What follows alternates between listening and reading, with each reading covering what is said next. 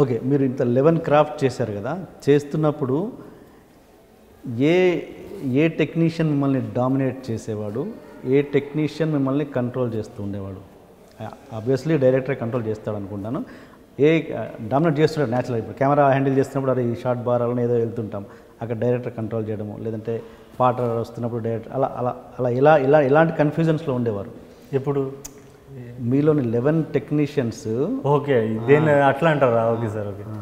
11 people ఒకేసారి work చేయలే. నాలో ఉన్నాడు సినిమాటోగ్రాఫర్ వర్క్ చేసేటప్పుడు అట్లీస్ట్ ఒక 2-3 అయితే ఒకటేసారి ఉంటారు కదా, కెమెరామెన్, డైరెక్టర్, యాక్టర్, 3 ఒకటేసారి జరుగుతుంటాయి కదా.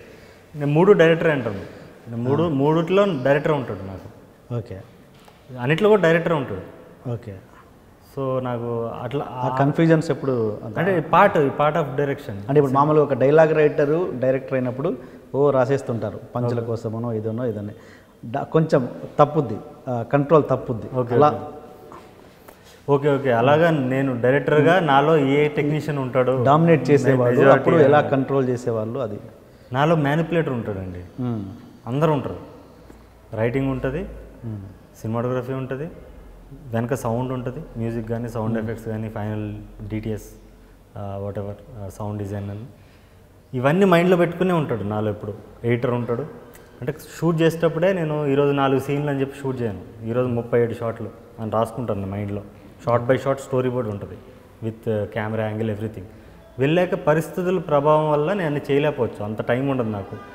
లేకపోతే యాక్టర్ పర్ఫార్మెన్స్ రావడం నాకు లేట్ అవ్వచ్చు, లేకపోతే లైట్ పోవచ్చు, 100 రకాల సిచ్యువేషన్స్ ఉంటాయి. 37 షాట్లు తీయలేనప్పుడు 17 షాట్లో 21 షాట్ తీయగలుగుతా. కానీ ఆ 21 షాట్స్లో 37 షాట్స్కి వచ్చే ఇంపాక్ట్ నేను తీసుకురాగలుగుతాను. అప్పుడు నా ఎడిటర్ పని చేస్తాడు. దీన్ని ఎలా కట్ చేసుకోవచ్చు, ఆ ఇంపాక్ట్ ఎలా క్రియేట్ చేయొచ్చు, దాని వెనక ఓకే యాక్టర్ పర్ఫామ్ చేయలేదు సరిగ్గా, దాని వెనక మ్యూజిక్ కానీ సౌండ్ కానీ ఎలా ఎలివేట్ చేయొచ్చు, దాన్ని లైటింగ్తో ఆ మూడ్ ఎలా తీసుకురావచ్చు అని సినిమాటోగ్రఫర్ వీళ్ళందరూ పనిచేస్తారు ఈక్వల్గా. సో వీళ్ళు ఇక్కడ ఓ సిచ్యువేషన్లో డామినేట్ చేయొచ్చు, ఇంకో సిచ్యువేషన్లో డామినేట్ చేయొచ్చు. సో ఓవరాల్గా అందరూ ప్రాపర్గానే పనిచేస్తారు. ఫైనల్గా డైరెక్టర్ అనేవాడు డైరెక్టర్ అంటే ఇవన్నీ కలిసే ఉంటాయండి, డైరెక్టర్లో ఇవన్నీ కలిసే ఉంటాయని నాకు. అదే ఓకే ఓకే. ఇది సినిమాలో ఒక దగ్గర ఏదో డైలాగ్ విన్నాను, ఇది చిరంజీవి 123వ సినిమాకి డైరెక్టర్ 63. ఓకే, సారీ, నేను 150 చేశారు కదా, ఫ్యూచర్లో 123 సినిమా వచ్చినా కూడా అది కూడా తెలిసేసుకుంటాడు. 63 రెండోసారి కూడా విన్నాను, 23 లాగే ఉంటుంది, అందుకే 163. Okay okay. అండ్ ఇంకోటి, సినిమా చూశాక నాకు సినిమా విజన్ బాగుందని నేనే చెప్పాను, అంత బాగుంది వెళ్తుంది. కానీ టైటిల్ విషయానికి వస్తే ఇది ఫైనల్గా మీదే. కానీ నేను ఒక ప్రేక్షకుడిగా సూర్యాస్తమయం అన్నది ఎంతవరకు ఆడియన్స్ని థియేటర్ రప్పించగలిగే టైటిల్? సూర్యాస్తమయం టైటిల్ ఈ సినిమాకి యాప్టా కదా? మీరు సినిమా చూసారు 2 సార్లు? నేను చూశాను కాబట్టి, నేను ఎందుకు చూశాను అయిపోయింది.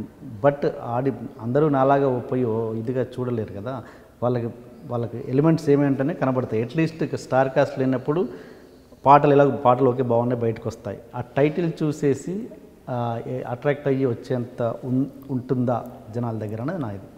అంటే నేను అనుకునేది ఏంటంటే అండి, ఆడియన్స్ని మనం చాలా తక్కువ అంచనా వేస్తున్నాం అనుకుంటున్నాను నేను. బేసికలీ ఆడియన్స్ ఇలా ఆలోచిస్తాడు, వాళ్ళ లెవెల్కి మనం వెళ్ళి మన సినిమా తీయాలనుకునేది రాంగ్ కాన్సెప్ట్. మా బాబాయ్ గురించి చెప్పాను, చదువుకోలేదని. ఆయన ఒకసారి రాజమండ్రిలో ఏదో సినిమా చూసి వచ్చి ఊరొచ్చి చెప్పాడు నాకు, శుభ సంకల్పం చూశాను చాలా బాగుంది, సీరియస్గానే చెప్పి వెళ్ళిపోయాడు. ఏం చదువుకోలే ఆయనకి లెక్కలు రావు ఏమి రావు అని చెప్పి ఆయన సంతకం పెట్టుకోవడం కూడా రాదు. ఆయన శుభ సంకల్పం సినిమాకి కనెక్ట్ అయ్యాడు.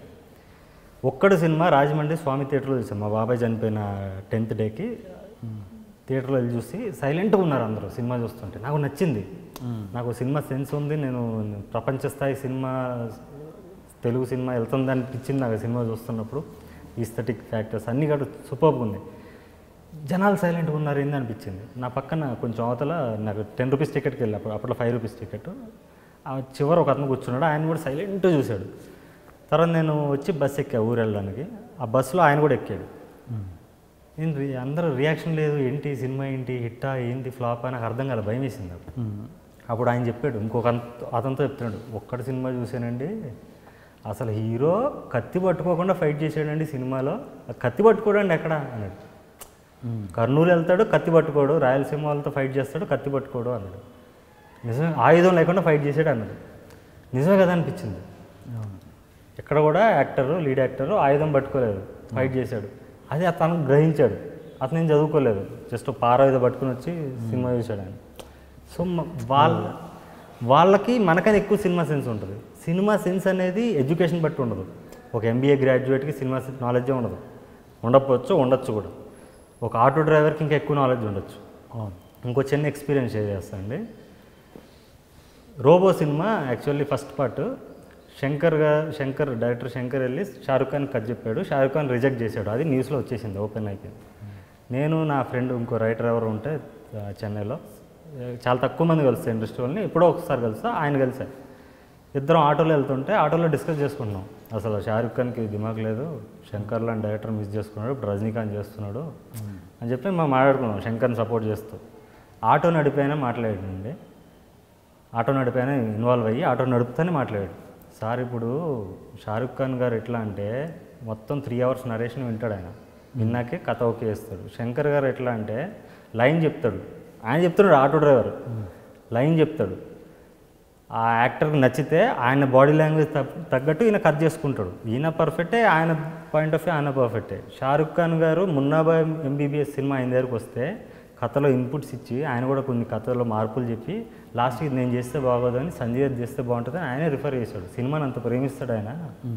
ఆయన రిజెక్ట్ చేసినట్టు కాదు సార్, వీళ్ళిద్దరికి వర్కౌట్ అవ్వలేదు అన్నాడు. అంత మెచ్యూర్గా ఒక ఆటో డ్రైవర్ మాట్లాడి, అంటే మా ఇద్దరికైనా సినిమా సెన్స్ ఆయనకి ఎక్కువ ఉంది.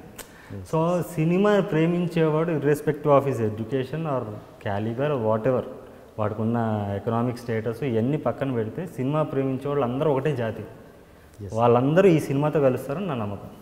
సో సూర్యాస్తమయం అనే టైటిల్ ప్రతి ఒక్కడు సూర్యాస్తమయం తెలియని వాళ్ళు కూడా అది ఏంటని తెలుసుకుంటారు. అట్లీస్ట్ ఒక సన్సెట్ ఏదో నావెల్టీ ఉంది, లిరికల్ వాల్యూస్ ఉన్నాయి అని వస్తారని నా స్ట్రాంగ్ నమ్మకం.